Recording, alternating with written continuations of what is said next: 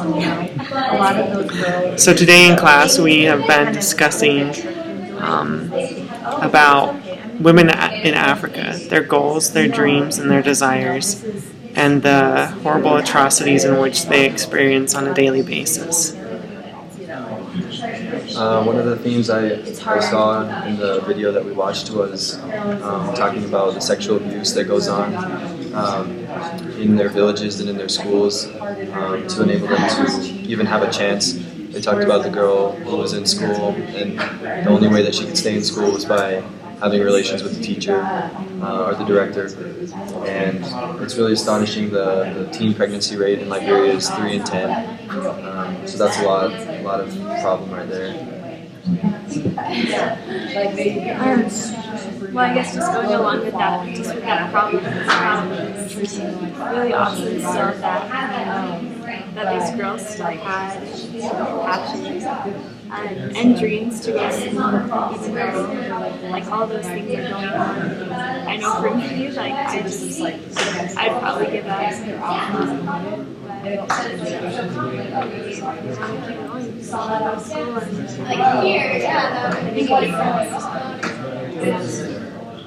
I think, like, with developing countries, like my husband served in Argentina, and with the whole situation with, like, finding condoms, like, used bubblegum on the side of the road, he would see that.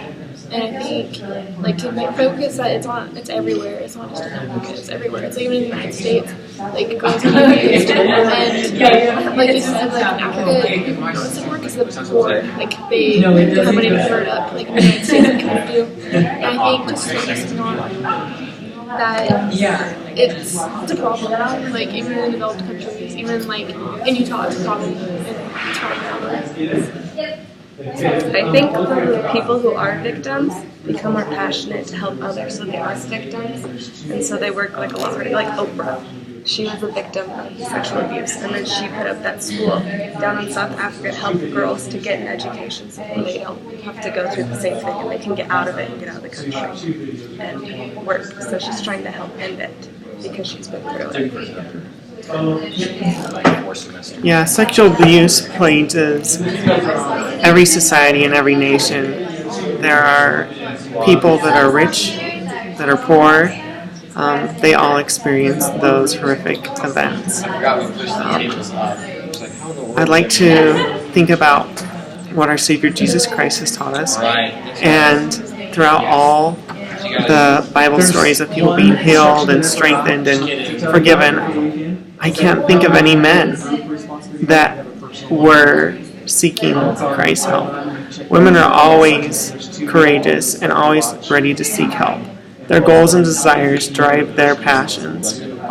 And their passions is what drove them to see the Savior, to be forgiven of their sins, to be healed.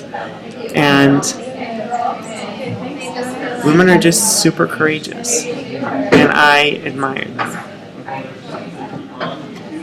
I would say that in the world as a whole, women are undervalued in lots of aspects. But we know that in God's plan, men and women are equal. They just have different responsibilities. So they're equally valued. They just have different functions.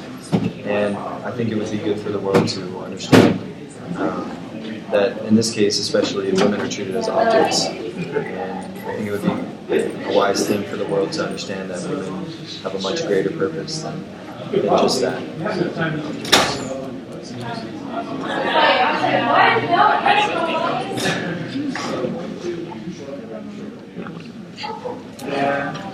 I'm glad that you guys like that you guys both shared about that, because I feel like until you're married, I feel like guys don't really notice that. I agree.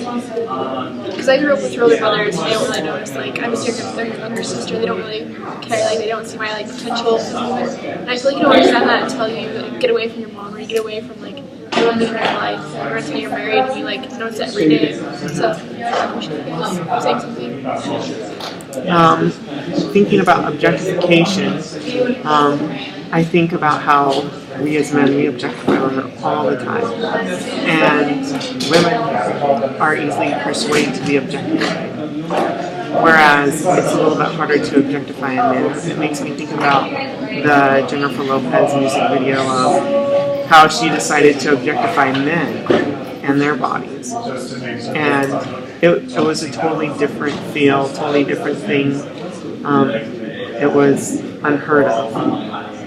But it's because she's tired of having women objectified.